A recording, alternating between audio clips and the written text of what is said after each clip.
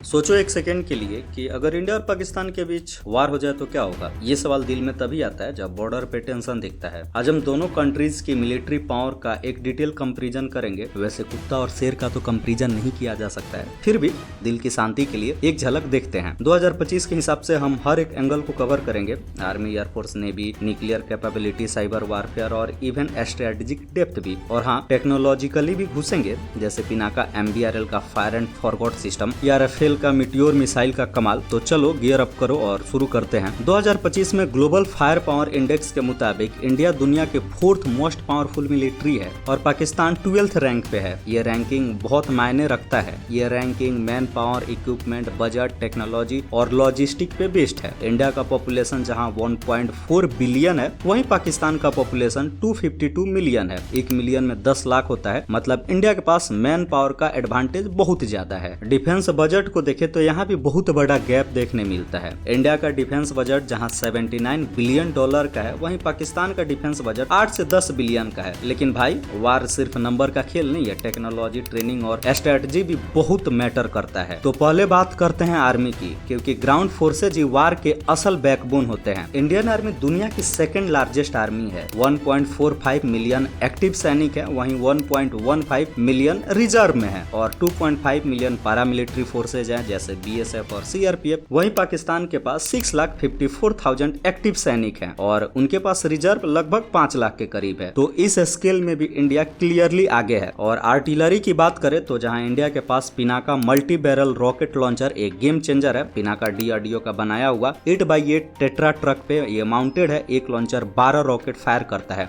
38 से 90 किलोमीटर इसका रेंज है और 700 से 500 मीटर के एरिया को हाई एक्सप्लोसिव एंटी टैंक या क्लस्टर एमुनेशन से तबाह कर देता है। और सुनो, ये फायर एंड फॉरगॉट सिस्टम पे काम करता है, मतलब दागो और भूल जाओ। एक बार अगर ये अपने निशाना को लॉक कर ले तो इससे बचना मुमकिन ही नहीं, नामुमकिन है। ऑपरेटर को दोबारा फायर करने का जरूरत ही नहीं। वैसे पिनाका के एक्सटेंडेड वर्जन पे भी काम हो रहा है, जो शायद 120 किलोमीटर तक मार सकता है। और वहीं पाकिस्तान के पास चाइनीज A100 MLRS सिस्टम है, जो पिनाका से काफी पीछे है। अब आते हैं एयरफोर्स पे, जहाँ स्पीड और टेक का पूरा खेल है। इंडियन एयरफोर्स के पास 22,029 एयरक्राफ्ट है, जिसमें 600 से ज्यादा फाइटर जेट शामिल है, जैसे Rafale, Sukhoi Su-30 MKI, Mirage 2000, Jaguar और इंडिजीनियस तेजस। राफेल तो भाई एक बीस्ट है। देखो, 4.5 जनरेशन का यह मल्टी रोल फाइटर जेट है, जो एयर सिक्योरिटी और ग्राउंड अटैक दोनों कर सकता है। इसका मीटियोर मिसाइल एक बड़ा ट्रम्प कार्ड है। ये BVR यानी बियॉन्ड विजुअल रेंज पे काम करता है, मतलब जो फाइटर जेट पायलट को दिख नहीं रहा, ये उसे भी मार देता है। इसका रेंज है 150 किलोमीटर टू 200 किलोमीटर। मतलब अगर पाकिस्तान का कोई फाइटर जेट 200 किलोमीटर भी पीछे है, पायलट उसको नहीं देख पा रहा है, फिर भी यह मिसाइल उससे लॉक करके मार सकता है। और इसमें एक्टिव रडार होमिंग सिस्टम भी लगाया गया है, मतलब एक बार अगर ये किसी फाइटर जेट को लॉक कर लिया तो इससे बच पाना मुमकिन ही नहीं, नामुमकिन है, क्योंकि मीटियोर मिसाइल का नो एस्केप जोन बहुत ज्यादा है। राफेल स्काल्प क्रूज मिसाइल का भी यूज करता है, जिसका रेंज 560 किलोमीटर है। क्रूज मिसाइल वो होते हैं जो पिन पॉइंट एक्यूरेसी के साथ अपने टारगेट को मारते हैं। और शायद इस वक्त का हालात देखते हुए भारत कोई ऑपरेशन करता है तो ऐसे केस में भारत राफेल का यह स्काल्प मिसाइल ही यूज करेगा आतंकवादियों को खत्म करने के लिए। आप देख लेना टीवी पे, ये जब भी न्यूज आए तो ये सही होगा। और वहीं पाकिस्तानी एयरफोर्स के पास 816 एयरक्राफ्ट हैं, जिसमें JF-17 थंडर है। ये पाकिस्तान का आन बान शान है, लेकिन है तो ये बना हुआ चाइना का, और चाइना के माल पे ज्यादा भरोसा नहीं करना चाहिए। इसके साथ साथ F-16 भी है और मिराज 3rd और 5th भी है। JF-17 एक बहुत हल्का फाइटर जेट है, लेकिन उसका रडार और वेपन सूट राफेल और Su-30 MKI जैसा नहीं है। पाकिस्तान इसमें चाइना का बना हुआ PL-15 मिसाइल का यूज करता है, जो कहने के लिए तो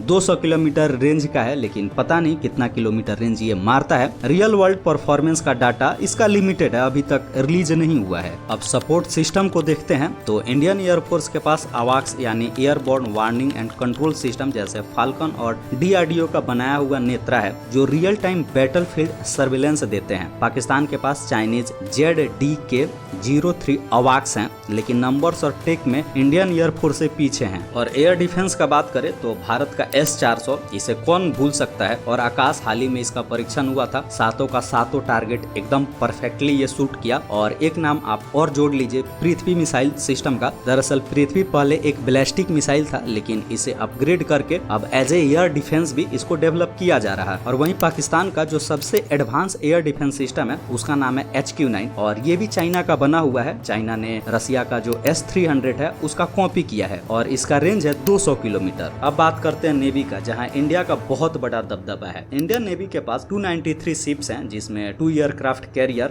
INS विक्रमादित्य और INS विक्रांत शामिल है। ये कैरियर्स 30-40 फाइटर जेट और हेलीकॉप्टर कैरी करते हैं। ये एयरक्राफ्ट कैरियर्स चलते फिरते एक पूरी की पूरी मिलिट्री फ्लीट है। और इसके साथ साथ इंडिया के पास 16 सबमरीन है, एक nuclear powered ballistic missile submarine है INS अरिहंत, और 7 सिंधु घोष क्लास का सबमरीन है, और 4 शिशुमार क्लास का, और 4 कलवरी क्लास का स्कॉर्पियन, जिसमें AIP टेक्नोलॉजी लगा हुआ है। AIP का मतलब होता है एयर इंडिपेंडेंट प्रोपल्सन। देखिए सबमरीन कैसे काम करता है। सबमरीन जो भी डीजल इलेक्ट्रिक वाला सबमरीन है उसमें जनरेटर लगा होता है, और जब हम जनरेटर चलाते हैं उस जनरेटर से बैटरी चार्ज होता है और उस बैटरी से चलता है सबमरीन। और जिस सबमरीन में AIP लग जाता है वो पानी के अंदर ही, मतलब हवा लेकर, उसको एयर से कोई मतलब नहीं है, वो एयर इंडिपेंडेंट रहता है। पानी के अंदर ही वो अपना जनरेटर चला लेता है, बैटरी को चार्ज कर लेता है और एक जगह से दूसरी जगह चला जाता है। नहीं तो जनरली जनरेटर कैसे चलेगा, उसको हवा चाहिए और फिर सबमरीन को ऊपर आना पड़ेगा। तो AIP टेक्नोलॉजी बहुत ज्यादा कारीगर होता है। और वहीं पाकिस्तान नेवी के पास 121 शिप्स है, जिसमें 10 सबमरीन्स है,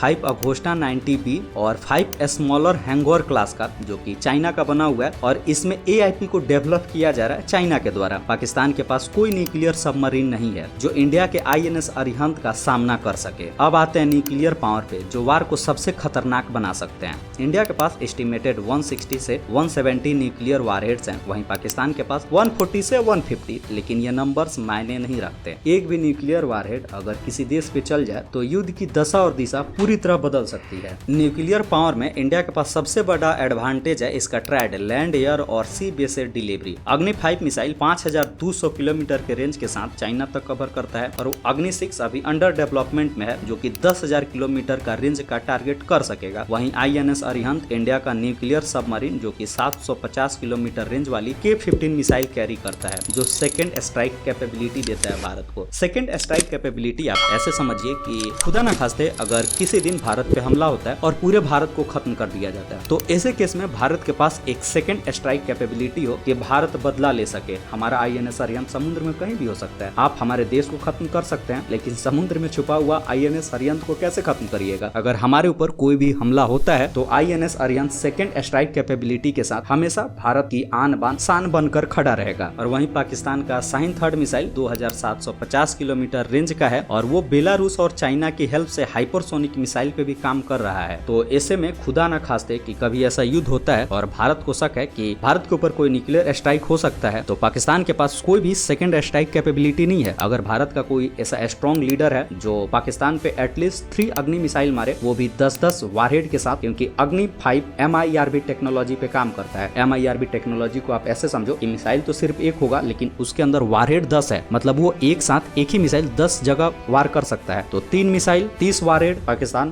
का नामो निशान हमेशा के लिए धरती से मिट गया। तो अगर खुदा न खास्ते ऐसा सिचुएशन आता है कि पाकिस्तान भारत पे कोई न्यूक्लियर हमला कर दे, तो भारत को नो फर्स्ट यूज का जो पॉलिसी है उसे तोड़कर पहले स्ट्राइक करना होगा, तभी भारत फ्यूचर में सेफ रह सकता है। अब टेक्नोलॉजी का सीन देखते हैं, क्योंकि 2025 में वार सिर्फ जमीन, हवा या समुद्र तक नहीं है, साइबर, स्पेस और ड्रोन्स भी गेम चेंजर है। इंडिया USA, रसिया, फ्रांस और इजराइल से हाई टेक इम्पोर्ट करता है, जैसे अपाचे हेलीकॉप्टर और हिरोन TP ड्रोन्स। पाकिस्तान ज्यादातर चाइना पे डिपेंडेंट है, जिसका सिस्टम जैसे JF-17 और HQ-9 कैपेबल तो है, लेकिन क्वालिटी में थोड़ी इनकंसिस्टेंसी होती है इनके अंदर। अब स्पेस का खेल समझते हैं, जो मिलिट्री स्ट्रेटजी का एक बड़ा पार्ट है। सैटेलाइट कम्युनिकेशन, सर्विलेंस और मिसाइल गाइडेंस के लिए जरूरी होते हैं। इंडिया का इसरो ग्लोबल लीडर है और इंडियन स्पेस कमांड के पास 50+ एक्टिव सैटेलाइट्स हैं। 2019 में इंडिया ने मिशन शक्ति के तहत एक एंटी सैटेलाइट A-SAT टेस्ट किया और दुनिया का चौथा देश बना जो ये कर सकता था। USA, रसिया और चाइना के बाद